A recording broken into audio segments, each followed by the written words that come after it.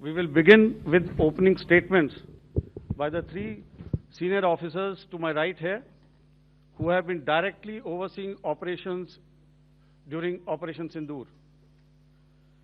We have Lieutenant General Rajiv Ghai, Director General Military Operations, who will cover the aspects related to land domain.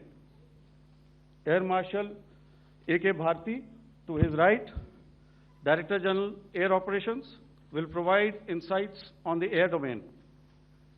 And to my right is Vice Admiral A.N. Pramod, Director General Naval Operations, who will cover aspects on maritime domain. Following their briefings, we will move on to the question answer session. I now request the DGMO to commence the opening brief. Thank you, Sandeep. A very good evening to all of you, ladies and gentlemen. You are all by now familiar with the brutality and the dastardly manner in which 26 innocent lives were prematurely terminated at Pahalgam on the 22nd of April.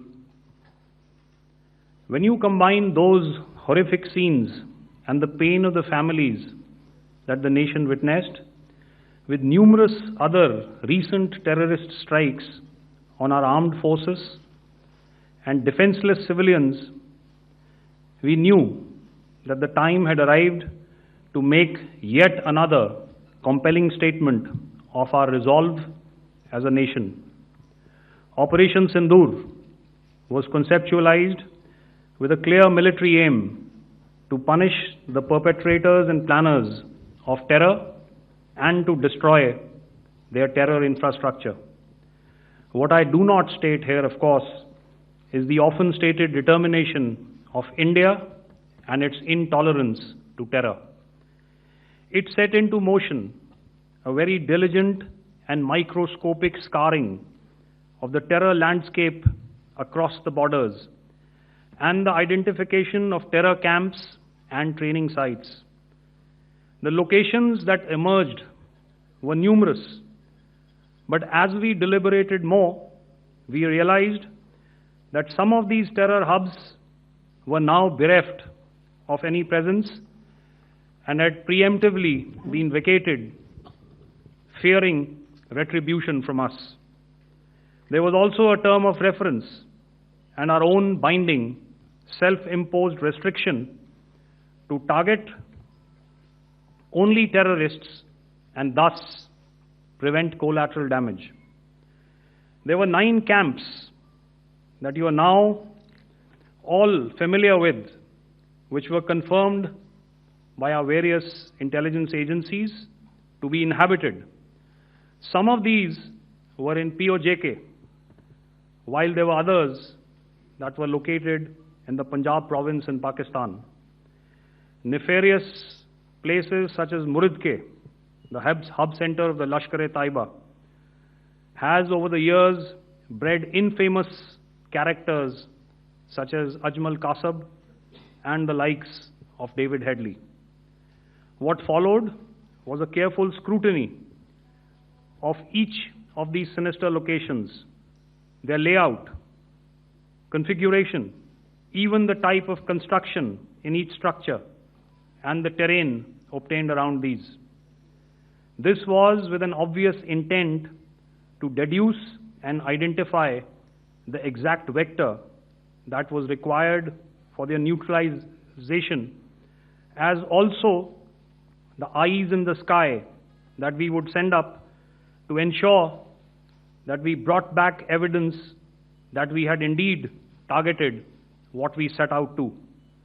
The precise images of these engagements on that fateful and historical night have already been showcased during the first press statement on the 7th of May that was helmed by our Foreign Secretary. I have no doubt in my mind that we achieved total surprise, and those strikes across those 9 terror hubs left more than 100 terrorists killed, including high-value targets such as Yusuf Azhar, Abdul Malik Rauf, and Mudassir Ahmed. that were involved in the hijack of IC-814 and the Pulwama blast. The line of control was also violated soon after by Pakistan, and the erratic and rattled response of our enemy was apparent from the number of civilians, inhabited villages, and religious sites such as Gurudwaras that were unfortunately hit by them, leading to a sad loss of lives. The Indian Air Force played a major part in these strikes by engaging some of these camps, and the Indian Navy provided wherewithal in terms of precision munitions. The Indian Air Force obviously had their assets up in the sky, and I will here request Air Marshal Bharti, the Director General of Air Operations, to detail for you the methodology that the men in blue adopted to successfully manifest this mission. Thank you, Rajiv. A very good evening, ladies and gentlemen. It indeed is a difficult time that we have to come here like this and brief you. We could have done without this, but we had no choice. As the DGMO has detailed, the event was precipitated by the dastardly act at Pahalgam. The sequence of events have already been detailed. We carefully selected the targets, and out of the 9 selected targets, the target systems that were given to the Indian Air Force were the notorious training camps at Bhavalpur and Muridke, these being further from the international boundary. Through critical target system analysis, we analyzed what was to be done to annihilate these targets and plan to engage these targets with precision air-to-surface guided munitions so as to avoid collateral damage. The modalities of planning process I will not go through at this instant. However, what I would like to show you is the results that we achieved through our targeted air strikes. Could I have the second slide, please?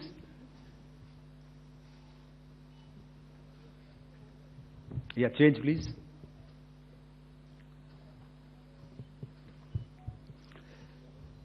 Okay. This is what the terror infra at Muridke looks like. If you see, north is as indicated, and to the right is east, where the international boundary lies. Could we have the next slide, please?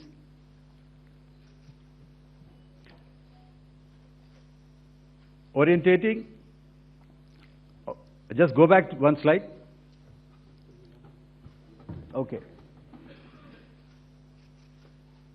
Please have a look at this red building, the series of buildings out here,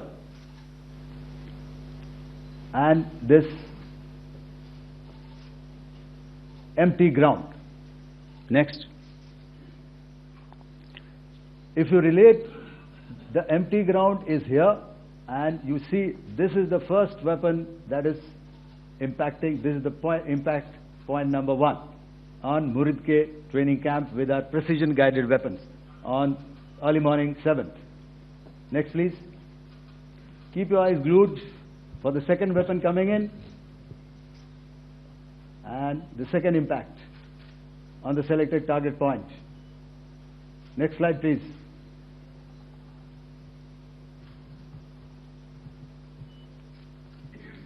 Third weapon, third impact. Continue. And fourth weapon, fourth impact. So through these targeted and precision targeting, we addressed the target at Muridke, which was the terrain infrastructure. Can you hear me? All right. Okay, I'll come closer to the mic. Now we go to the next target, which is the Bhavalpur training camp. Next slide, please.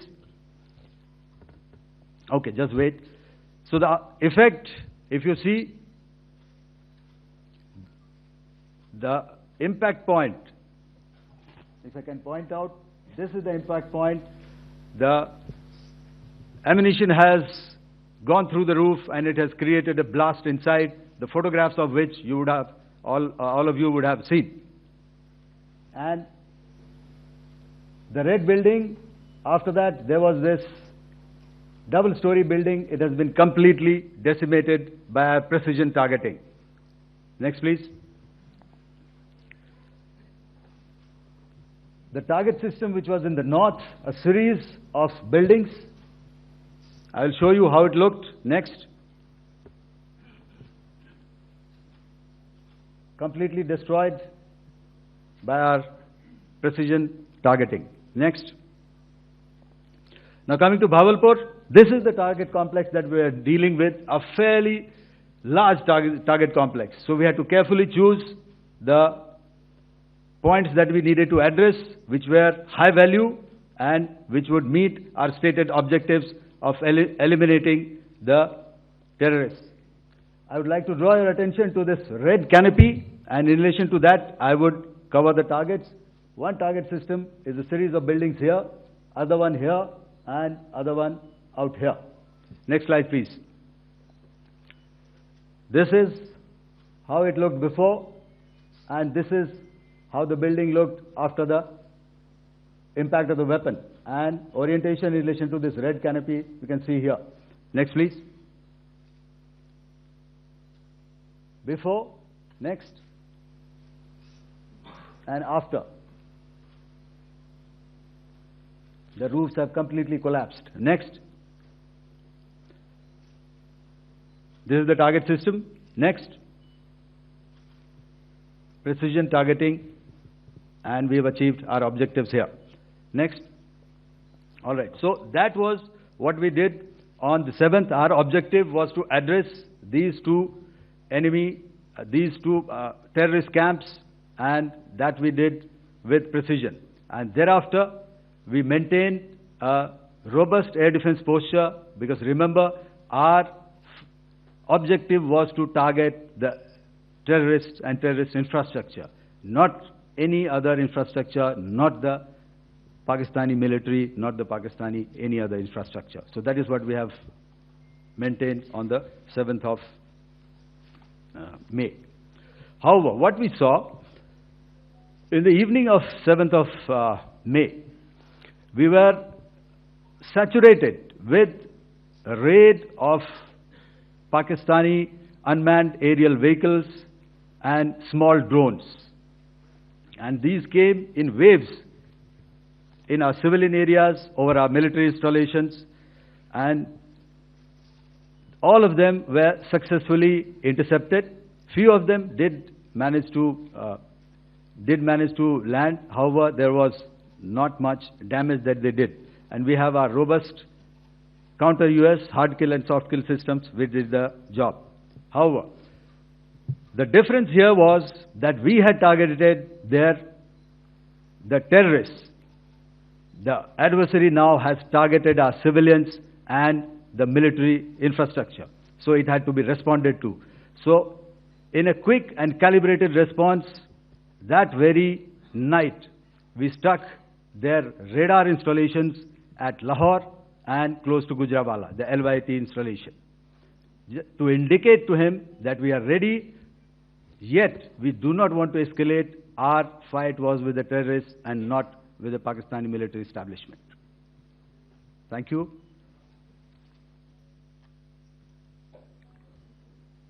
Thank you, Air Marshal Bharti. So, ladies and gentlemen, he's outlined operations not only on the night of 6th and 7th of May, when Operation Sindoor commenced, but also on the subsequent night. Being well aware and familiar with the congenital and impulsive nature of our adversary, and even though we did attempt to reach out and communicate our compulsions to strike at the heart of terror, to my counterpart in the immediate wake of Operation Sindoor, the request was brusquely turned down, with an intimation that a severe response was inevitable and in the offing. We were, of course, prepared. Operations on the 7th and the 8th, Air Marshal Bharti spoken about. On the night of 8th and 9th of May, they flew drones and aircrafts into our airspace all across the borders and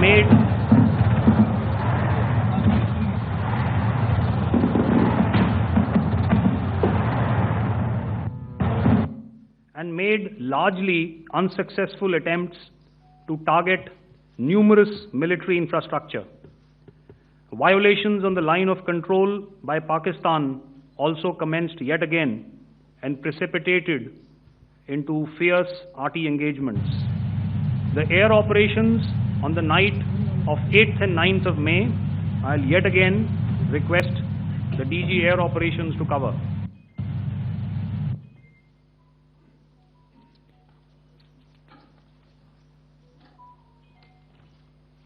So I just covered what happened on the night of 7th and 8th.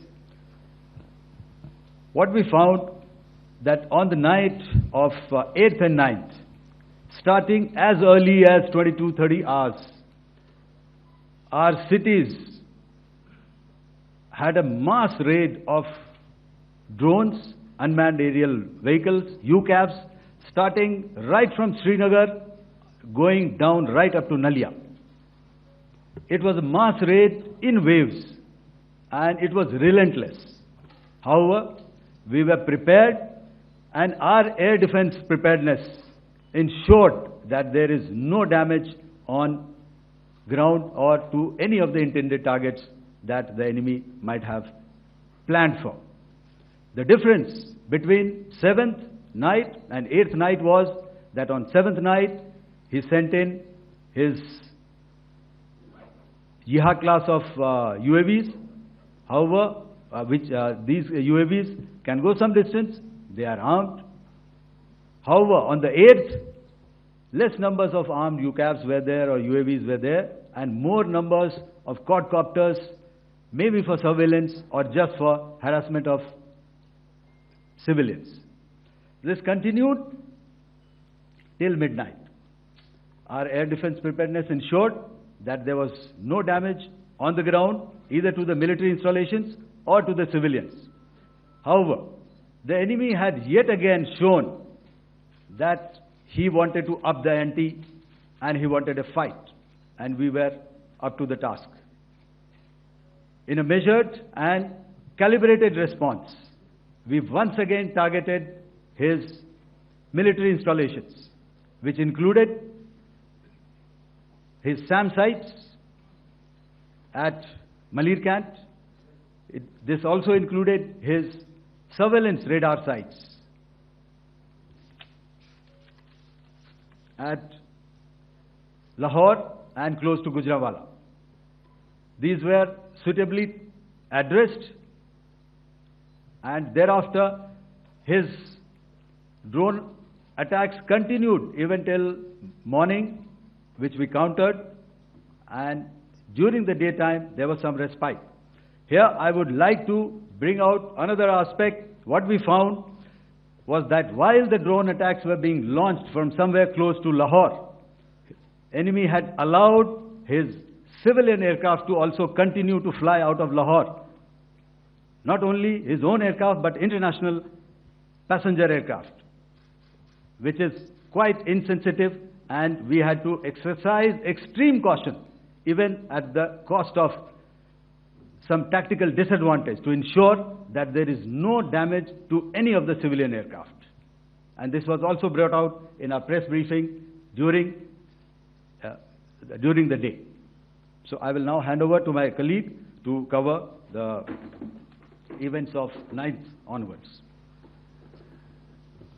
On land, we also undertook certain measures such as deployment of air defense and electronic warfare assets to establish an integrated grid with the Indian Air Force and I have seen and heard some of you wax eloquent about the benefits of such an architecture when it comes to negating and combating air intrusions. We also carried out deployment to include movement of our forces in the land, sea, and air domains. The night of the 9th and the 10th of May saw similar intrusions by drones and aircrafts, and this time there was a concerted effort to target airfields and some very, very important logistic installations, albeit yet again unsuccessful and denied gallantly and efficiently, I must say, by the integrated Indian Air Force and Indian Army Air Defense. We further strengthened our deployment and also initiated some pressure points to send a very clear and unambiguous message to the other side to desist from any misadventures on land. Some of the airfields and dumps saw repeated attacks in waves from the air. All were thwarted. The Pakistan Army has reported to have lost approximately 35 to 40 personnel in artillery and small arms firing on the line of control between the 7th and the 10th of May. What the other side had probably also not reckoned with was the speedy and precise turnaround and hit back by the Indian Air Force.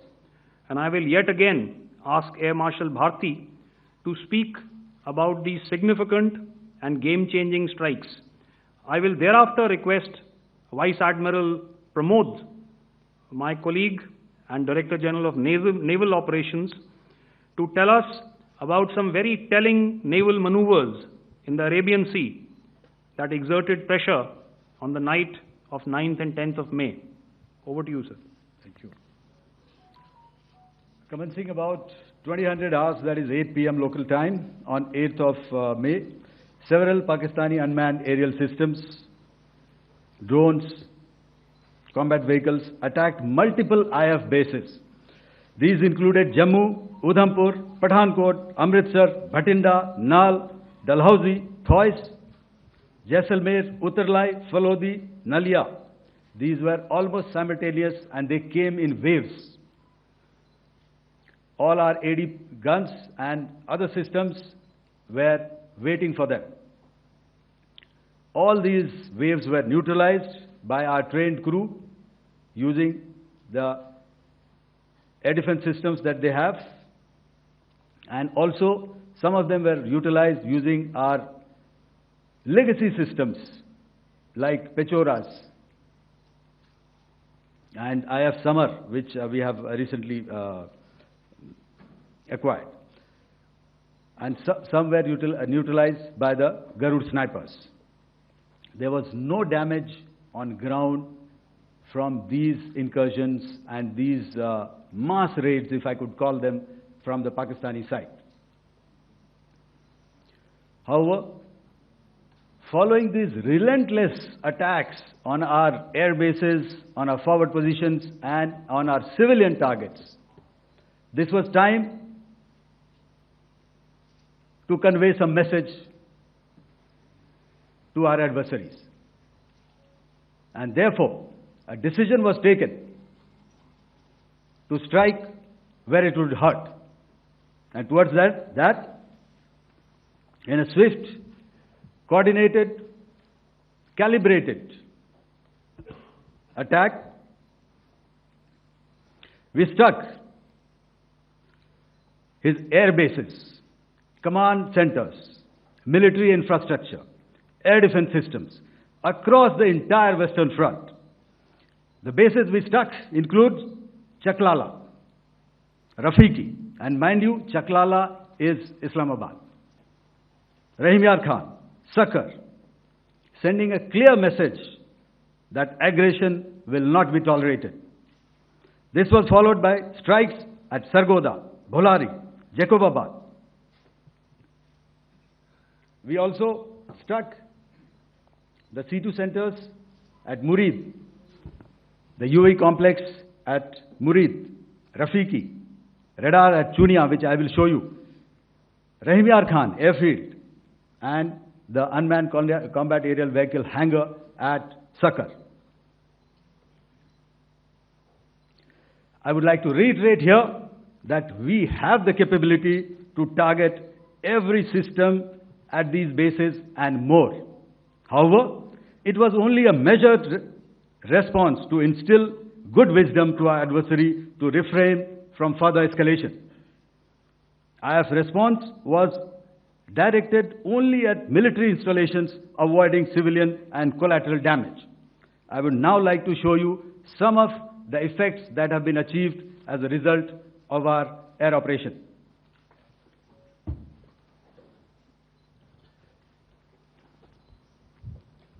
Here is the Pasrur air defense system, if you could see. Zoomed up view, this is the radar mounted on a high tower. And after the strike,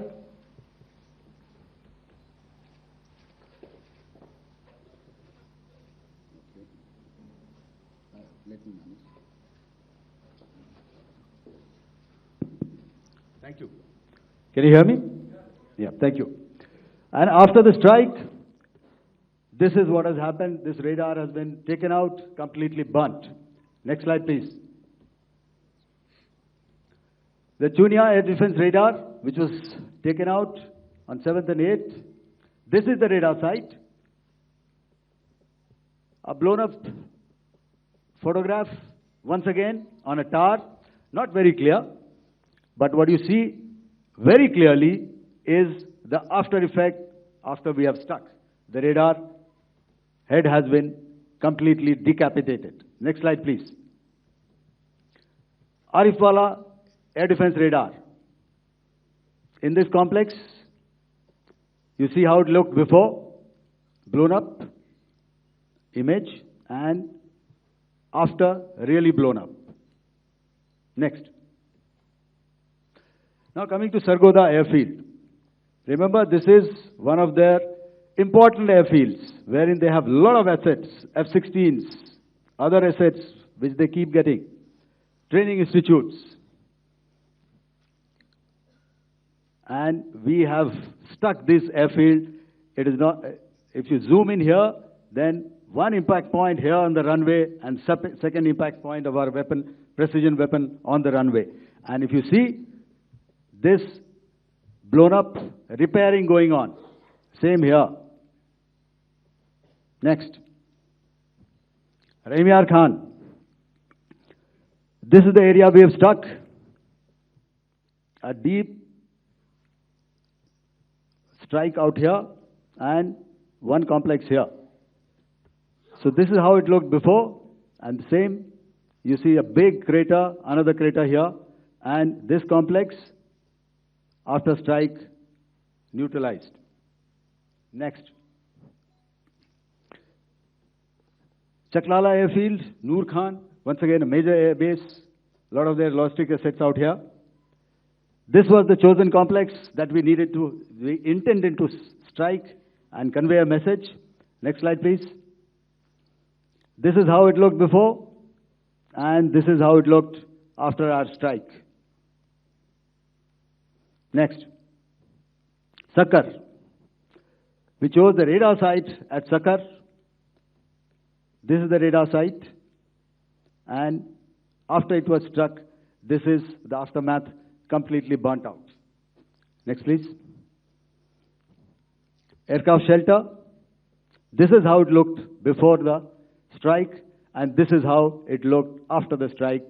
The roof of the buildings completely caved in and burnt. Next. Bolari airfield, aircraft hangar. This is how it looked before, and this is how it looked after the precision strike. Next. Jacobabad, aircraft hangar, and this is how it looked after. Next. So what I'm trying to convey here, ladies and gentlemen, is to start with, our fight was neither with the Pakistani military nor with anybody else who's there on the other side. Our fight was with the terrorists. We neutralized the terrorists, That we selected to be neutralized, and thereafter we only maintained the air defense posture. However, we were relentlessly pounded by waves after waves, night after night, by his UCAVs, by his drones, and by his other unmanned aerial systems. And that left us with no choice but to retaliate, and yet our retaliation was calibrated, it was graduated, and it was proportionate. Thank you.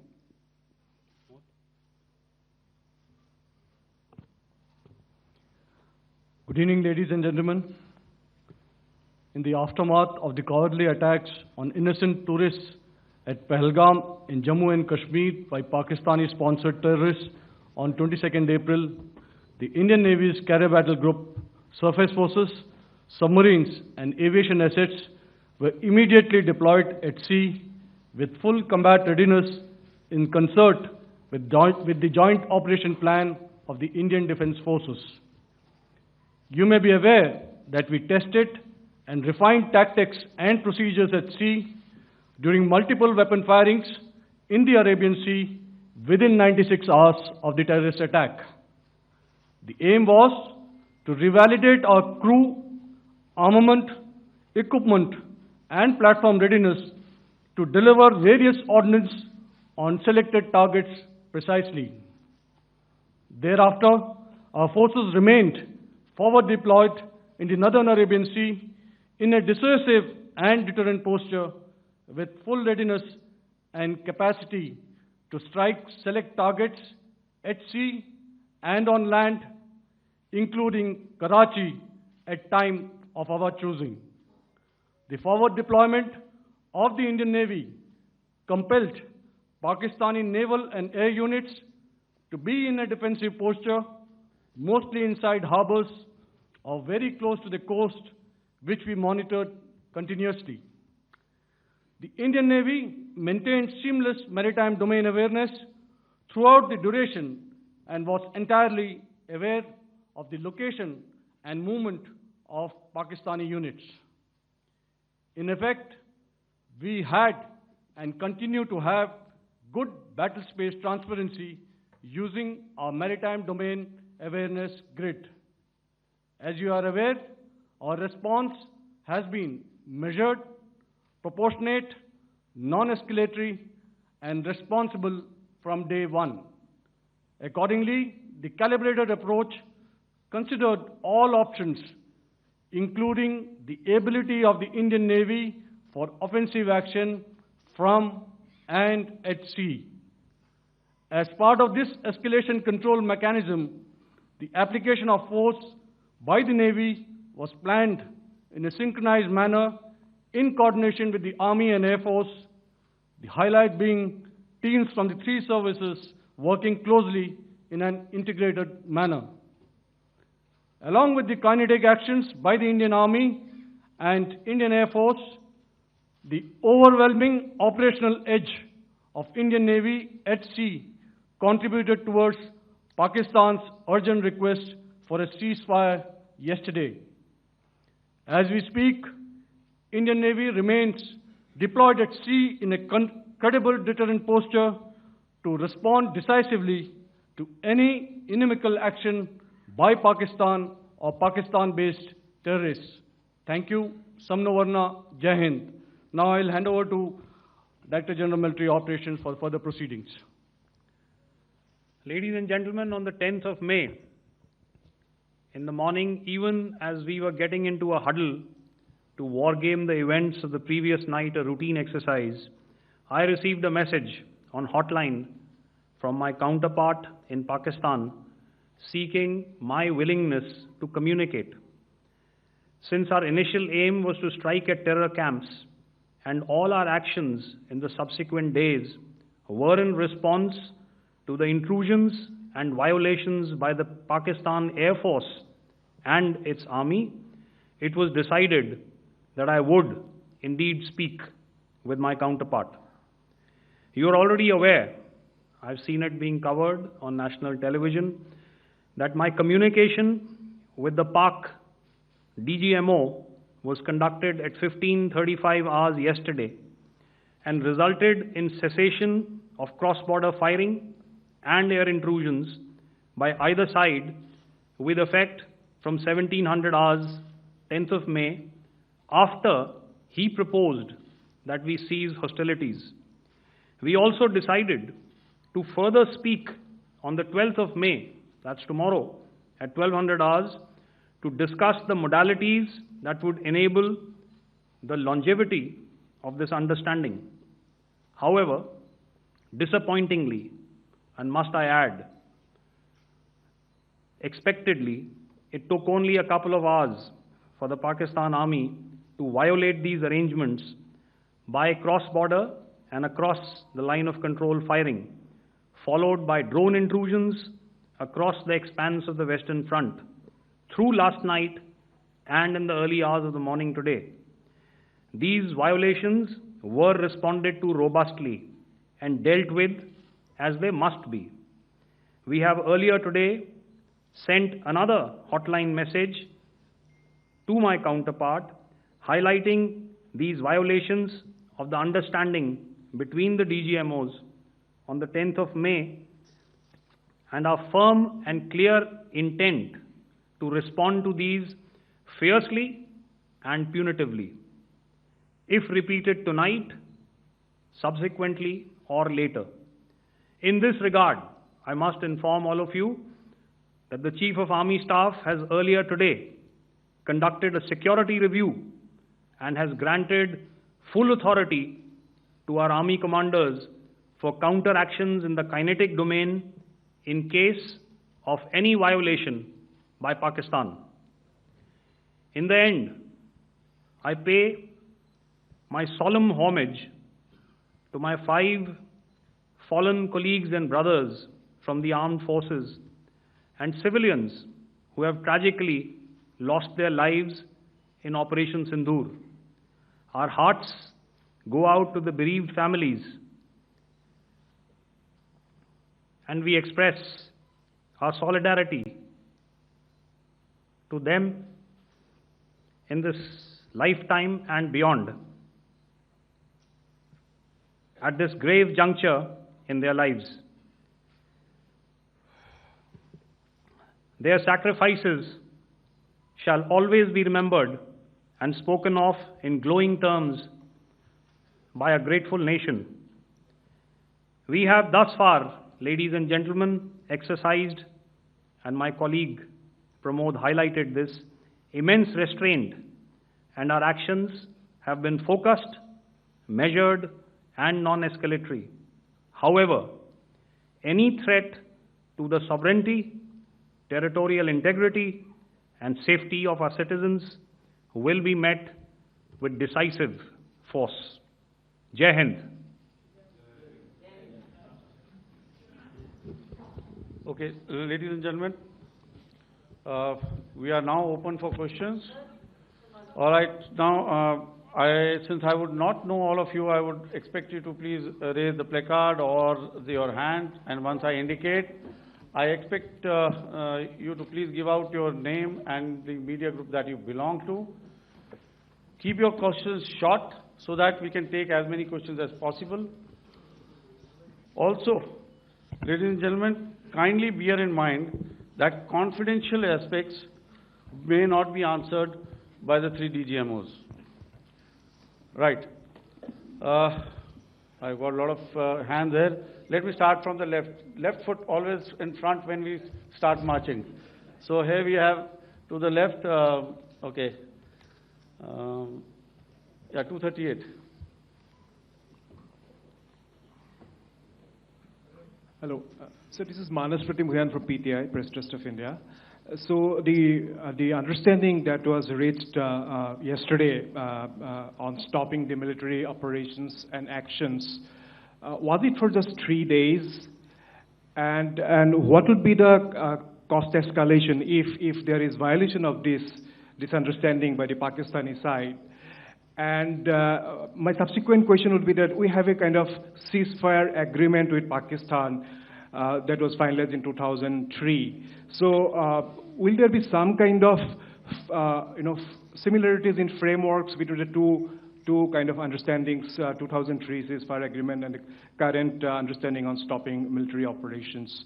And again, what are the costs that will be incurring on Pakistan if Pakistan again resorts to this kind of terrorist activities, because we have made it very clear that the cost will be very high. So I would like to have your thoughts on it.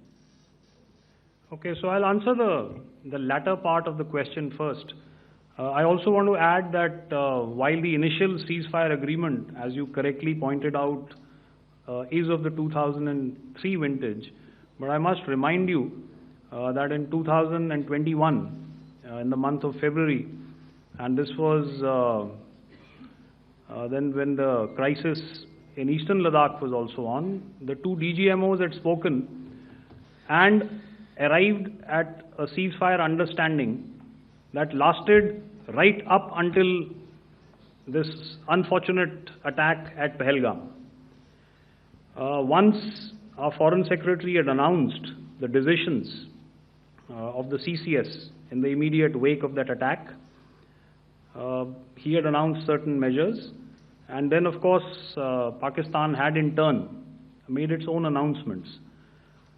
Since then, there have been certain violations of this ceasefire understanding, and of course after the 7th of May, like I pointed out during my statement, that there have been numerous violations on the line of control especially, and of course along the international boundary by the Pakistan Army and the Pakistan Air Force. This understanding that we spoke about yesterday, no, it was not for 3 days. It was first to stop aggressive and hostile activities immediately, let that order and direction settle down for about 36 hours, and thereafter discuss modalities, like I said, to ensure its longevity. That is tomorrow, on the 12th of May. But unfortunately, we had a violation starting at approximately 1900 hours last night. And we've sent a communique, like I said, to the Pakistan Military Operations Directorate. And we will await as to what happens tonight. All right. The cost escalation, I'll leave it to your best imagination. I've already said that the response will be fierce and punitive. Now, the right foot forward. Yeah.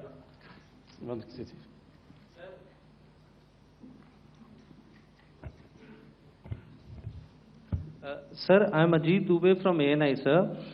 Sir, my question is that you talked about the loss of lives to the Pakistan Army, that was around 35 to 40 kills secured by the Indian Army. Sir, can you tell us what would be the total loss of life to the Pakistan Army in both Army and Air Force attacks, sir? And how good was the performance of the BrahMos, Scalp and the S-400 during the operations? And sir, since we have just one line, no multiple questions, please. Sir. All right. And since sir, we have achieved such a spectacular, we have made good achievements in this entire operation, can we say that we have emerged victorious, or we have a big upper hand over the Pakistanis in this entire conflict? Thank you very much, sir. So I'll answer the question about the loss of lives on the other side. Of course, there are various means to ascertain that number. There is information from various agencies that come in. There are, of course, on the line of control, other ways to find out as to what has been the effect of what you are doing there in ceasefire violations. So therefore, I mentioned 35 to 40 on the line of control, and please remember that once Operation Sindoor was launched, the responses of the Pakistan Army were also on Indian Army or the Indian Armed Forces infrastructure. Let me put it that way. So that's why I did not cover casualties of the Pakistan Army, at least in the initial phases of battle, because those were not our targets. our targets were terror-oriented. And of course, later, once they launched air intrusions and air operations on our infrastructure, we've used heavier weapons, and of course, there would have been casualties, but those are still being assessed. The effects of the weapons that you mentioned, I will request Air Marshal Bharti to apprise all of you about those. Good evening, Mr. Sujit. How are you? Ajit. Okay, we're meeting after some time. I never mentioned about any of the weapons that we used. Check. Okay. What I was saying, that I never mentioned of any of the weapons, the caliber that we used. All right, so we'll leave it at that. Those are matters of operational details which I would not like to go into. But suffice to say that whatever methods and whatever means we have chosen, it had the desired effects on the enemy targets. How many casualties? How many injuries? Well, to start with, our aim was not to inflict casualties, but in case there have been, it is for them to count. Our job is to hit the target, not to count the body bags. And the last part of your question, I wonder if you read out the tweet on ADG PI at midnight once we'd done what we had to in Operation Sindoor. And that's credit to my friend here on the left. Justice has been served, Ajit. That is all that I will say. Ajit, I'll request you to, refrain putting words into his mouth. All right. Yeah, I'll come back to the left. 147. Sorry, 47. No, 47. Did I see it here or? Yeah. Good evening, gentlemen. Sorry, 147. I saw it there. Sorry. Yeah. Since I've already said 147. Start, please. Hi, sir. Good evening. This is Shivam Patel from Reuters News Agency. Thank you for giving me the opportunity. My question, sir, is how many military targets did Indian Armed Forces strike in Pakistan in response to the attacks from Pakistan? How were these targets selected? And how many troop casualties have been there in total on both sides, if you can give details? Thank you. I'm sorry, where are you? I haven't spotted his... He's to the right. Okay. Can you just repeat that for me, please? Sure, sir. So my name is Shivam Patel. I'm from Reuters News Agency. My question is, how many military targets in total did the Indian Armed Forces strike in Pakistan in response to the attack from Pakistan? How were these targets selected? And how many troop casualties have been there on both sides, if you can? So you're speaking of the targets that I mentioned in the wake of the attack at Pahalgam, right? Military targets, after full response.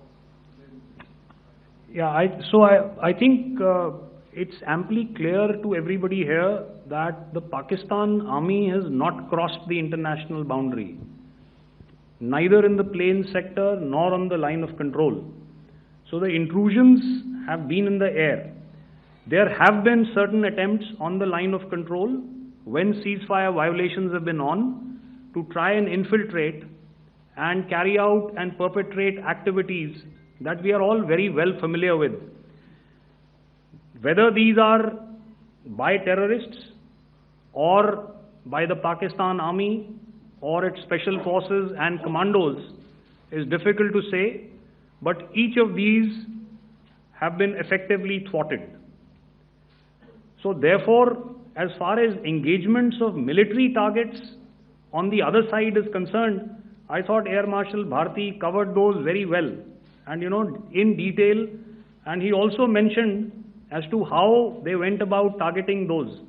I think those images were very clear and very, very graphic in telling us as to what we needed to hit.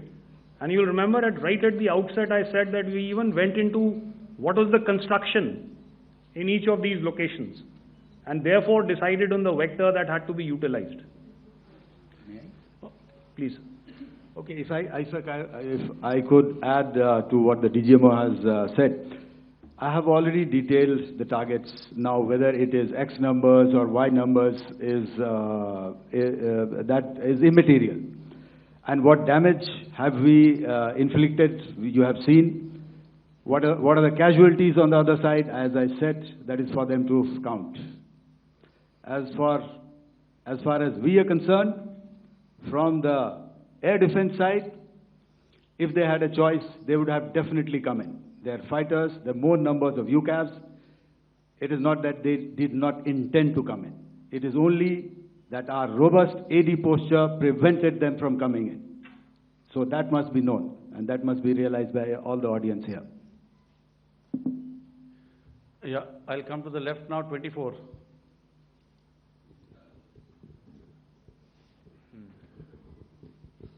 Good evening, sir. This is Anuvesh Rath from Z. Sir, I wanted to know on the first briefing, which was done by FS and two representatives from Air Force and Army, you showed a list where there was 21 places in that list. You have stuck 9. Are more operations going to be held? Is Operation Sindoor still on? And the second question, thank you, sir.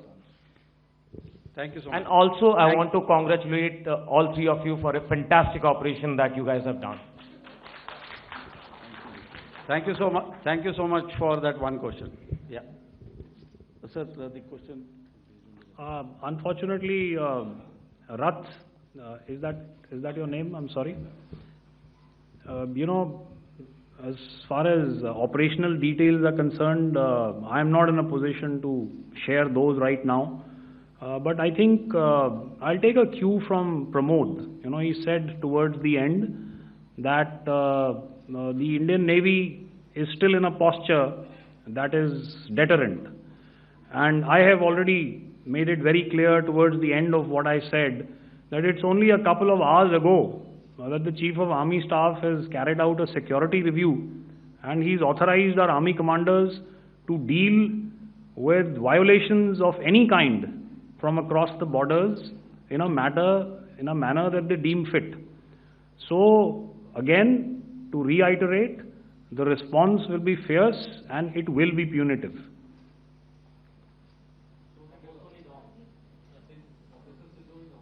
Yes. 163. I'll go back this side now. Yeah, 255. She said middle wale kya karenge, so 255. Oh, sorry. Good evening, sir. I'm Shailesh from National Defense. Please allow me, first of all, to pay my gratitude for protecting us Indians. Thank you very much. Sir, since the enemy has been talking about taking down our aerial platforms, it would be deemed fit in case we can reveal that we have taken down their fighter jets. What could be the number? Though you said that they may be not good to reveal the platforms, but since this has come from various quarters in Pakistan, so I believe that we need to answer, in case if you can, sir, if you may allow. The question is for me? Yes, sir. Okay, and if I get it right, you want to know how many of their planes we have downed? Yes, sir. Yes, sir. All right. See, as I said, their planes were prevented from coming inside our border. All right. So we do not have the wreckage with us, but definitely we have downed a few planes. Numbers, we would not like to hazard a guess out here. Okay. I have the numbers. Okay, and we are getting into the technical details of it to establish it. So I would not like to put a figure at this time, but definitely there are losses from their side which we have inflicted. Were they, please don't ask. Were they fourth generation plus, sir? No, see, you're putting words into my mouth. Why do you say fourth generation? Let us make it high tech. Okay. Thank you so much. All right. Yeah, 163.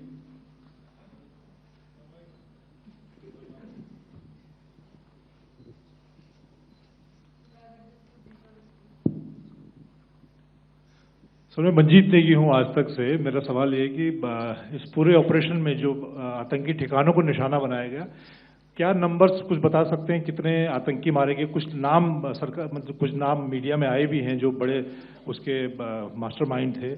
और एक सवाल जो आज air force ने भी एक tweet किया कि ऑपरेशन सिंदूर अभी जारी है और सरकार की तरफ से भी कहा गया। और पिछली बार जब विदेश मंत्रालय की प्रेस कॉन्फ्रेंस पहली हुई थी उसमें वो लिस्ट दिखाई गई थी कि 21 टेरर कैंप आइडेंटिफाई किए गए हैं। तो क्या जो बाकी बचे हुए टेरर कैंप हैं उन पर भी कार्रवाई होगी? और एक नंबर अगर आप बता पाएं कितने टेररिस्ट मारे गए? Sir, before you answer, sir, before you. Manjeet ji, 3 questions. The third one has just been asked here before. So 21 this thing. So I'll request the first to be answered so that we have more number of people who can ask. Manjeet, जब मैंने statement दिया तो मैंने शुरू में ही कहा कि जैसे ही ऑपरेशन सिंदूर कॉन्सेप्चुअलाइज हुआ तो हमारा जो पीछे की कार्रवाई होती है स्पेड वर्क और टारगेट्स को आइडेंटिफाई और एनालाइज करने की कार्रवाई शुरू हो गई थी।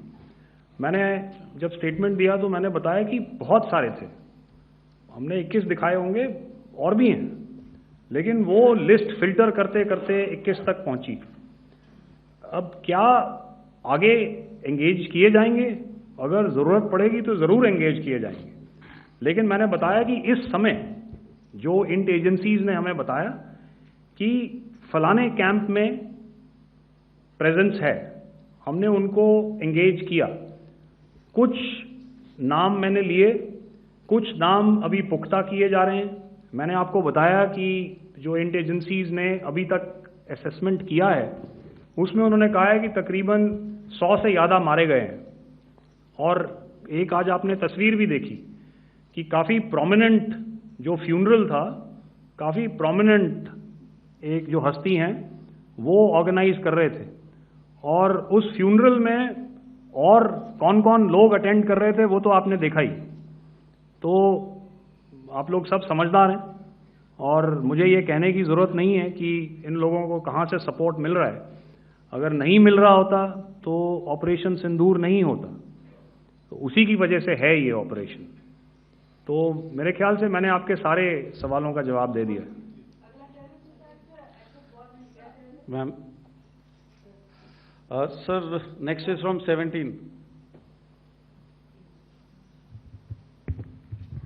सर मेरा नाम अंजू निर्वाण है, TV9 भारतवर्ष से। सर मेरा सवाल ये है कि ऑपरेशन सिंदूर में हमारी जो इंडियन नेवी है उसके बारे में सर थोड़ा सा बताएं कि किस तरह की उसकी भूमिका रही, क्योंकि हमने इस दौरान सर देखा कि बहुत सारी स्पेकुलेशन भी रही और ये बोला गया कि कराची तक हमारी नेवी ने ऑपरेशन किया है। तो सर इस पे थोड़ी सी क्लैरिटी चाहिए। और सर हमने कौन कौन से फाइटर एयरक्राफ्ट डाउन किए हैं, अगर उसका भी थोड़ा सा क्लैरिटी मिल जाए तो अच्छा रहेगा। तो मैं आपका पहले सवाल का जवाब दूंगा। I will make few sentences and leave it for your imagination. First of all, as I mentioned, we have quantitative and qualitative edge to deliver a massive blow to our adversary, and we completely dominate in the maritime front.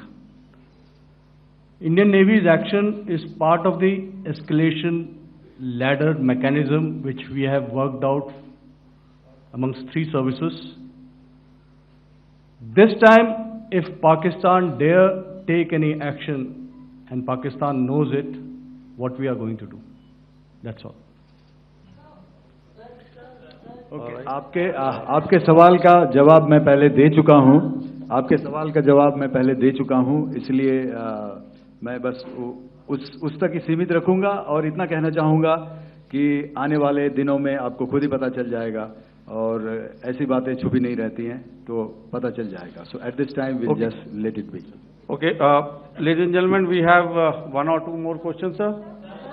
So please, they are going to be outside. You can speak to them there also. 104.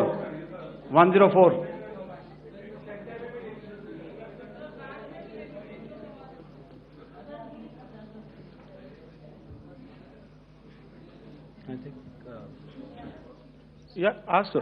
Sir, Dinakar with the Hindu newspaper. Are you surprised that you got this question? No, sir. Just a look. Sir, can you give a number of assets we lost, because there's been a lot of speculation going on, international media writing a lot of things about our platforms, including Rafale. I mean, Pakistan claiming that Rafale has been downed, etc. Can you put that question to rest and clarify on that? I guess that question is for me. All right, I'm happy that you've asked this question. You know, we are in a combat scenario, and losses are a part of combat. The question that you must ask us, okay, and indeed that we must ask ourselves, you inclusive, is have we achieved our objectives? Have we achieved our objective of decimating that terrorist camp? And the answer is a thumping yes. And the results are for the whole world to see. As for the details, what could have been, how many numbers, which platform did we lose? You know, at this time, I would not like to comment on that, because we are still in a combat situation. And if I comment on anything, it will only be advantage adversary. So we don't want to give him any advantage at this stage. All I can say is that we have achieved our objectives that we selected, and all our pilots are back home. Thank you. Okay, hold, please don't, please be civil here. So we'll have 220 now. Hello sir, this is Anita Chaudhary sir from Swadesh newspaper. मेरा सवाल है, क्योंकि ये हमारे जो पहले जो action रहा वो आतंकवाद के खिलाफ रहा, तो आतंकवाद में अजहर मसूद की तरफ से एक बयान जारी किया गया था जिसमें उन्होंने कहा कि हम इसका बदला लेंगे और जाज रुलाएंगे। तो क्या अगला, अगर खुदा न खास्ता अगला टेरर अटैक किसी भी तरह का होता है, तो क्या उसे एक्ट ऑफ वॉर में हमारी तरफ से लिया जाएगा और उसका क्या माकूल जवाब दिया जा सकता है? मेरा इसमें सिर्फ एक ही जवाब है आपके लिए कि हमने अपनी कार्रवाई करी। हमने उसके बाद मैंने अपने स्टेटमेंट में भी बताया कि ये कम्युनिकेट करने की कोशिश करी कि हमने इस तरीके से ये जो स्ट्राइक्स हैं वो क्यों की। लेकिन जो हमारा एडवर्सरी है उसने जैसे मुनासिब समझा वो कार्रवाई करी। तो आपने देखा कि ये जो एक्टिविटीज़ चल रही हैं 3-4 दिन से, ये कोई वॉर से कम नहीं है। नॉर्मल सर्कमस्टांसेस में एक दूसरे देश की एयरफोर्सेस हवा में नहीं उड़ती हैं और एक दूसरे के ऊपर स्ट्राइक्स नहीं करती हैं। हर रात इंट्रूजन्स नहीं होते हैं। लाइन ऑफ कंट्रोल पर सीज फायर वायोलेशंस, आपके एक साथी ने सवाल पूछा था शुरू में, एक सीज फायर अंडरस्टैंडिंग था, वो भी जा चुका है। उस सीज फायर अंडरस्टैंडिंग के जाते जो फायरिंग हो रही है लाइन ऑफ कंट्रोल में, उसमें घुसपैठ की कोशिश हो रही है। आमतौर पर ये घुसपैठ लाइन ऑफ कंट्रोल में टेररिस्ट करते हैं, लेकिन हमें इंफॉर्मेशन है कि हो सकता है ये पाकिस्तान आर्मी की टोलियां भी हों जो हमारे पोस्ट के ऊपर खामी पहुंचाने की कोशिश कर रही हैं। तो ये सारी एक्टिविटीज़ तो वॉर में शामिल हैं। तो ये कहना मुश्किल है कि आगे क्या होगा, वो स्पेक्यूलेटिव जोन में आ जाता है और मैं स्पेक्यूलेट नहीं करना चाहता हूँ। हर एक सिचुएशन अलग होती है और उससे एक तरीके से डील किया जाता है। सर मैं एक सवाल इसका मैं जवाब देना चाहता हूँ, 1 मिनट। जो मिलिट्री होता है, our main job is to prevent war and maintain peace and stability. So it is not that our response is a graded response. That means अगर किसी ने किया तो उसको graded उसमें किया, जैसे terrorist action हुआ तो what we did is the terrorist action and we destroyed all the terrorist camps. उसके बाद आपने देखा कि उनने थोड़ा सा कोशिश किया तो हमारे एयरफोर्स और आर्मी ने क्या किया, तो मिलिट्री टारगेट्स हैं उनके ऊपर थोड़ा। So our aim is to maintain peace and tell our adversary that you do this and the response will be bloody. Okay, now as per the, please, we'll have 166 and 25, and after that no more, please. Sir, this side. Ladies and gentlemen, please maintain, Sir, I this request side, you to sir. please be quiet. Jal Ghai? No. This side, sir. We have only two questions left, 166. Okay, sir. Yeah, please ask. So I'm Rahul Singh from Hindustan Times, sir. So you were totally on top of the game in the kind of losses you've inflicted on the enemy. I mean, we saw the slides and everything. So it kind of comes across that you were batting it 99 and you decided to declare your innings. What are your thoughts on that, sir? And do you think, are you weighing the option of the Pakistan Army using this time, buying this time of the so-called ceasefire or the understanding? And you talked about how they could not be trusted. So buying time to kind of build up their war reserves, getting stuff from their friends like Turkey or China, are we considering that possibility, sir? Look, see, the call came from the Pakistani side to speak about cessation of hostilities. What pauses mean during such conflicts is known to everybody. You know, I don't want to go into the pros and cons of how preparation for war is made. You know, that is a process in itself. But I think my senior colleague here, the DG Air Operations, spoke, or he alluded at least, you know, to what this operation was precisely and specifically meant for. And I think that's something that we achieved, you know, right at the outset. Had we had the option not to go further, we probably wouldn't have. But we've been compelled to be in this situation.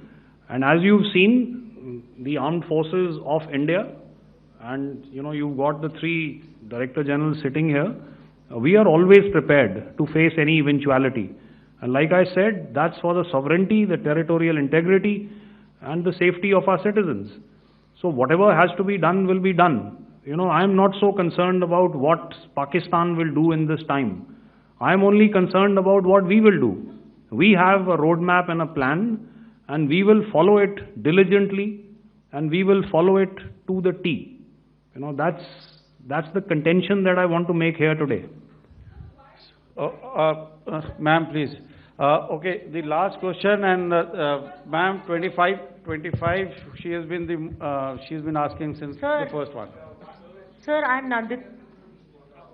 Sir. She's not asking a question. Sir, I'm Nandita Dagar, DAGAR from DD News and DD India. Sir, I wanted to ask you that my question is to General Ghai. Sir, you spoke to your counterpart yesterday and the Pakistani counterpart.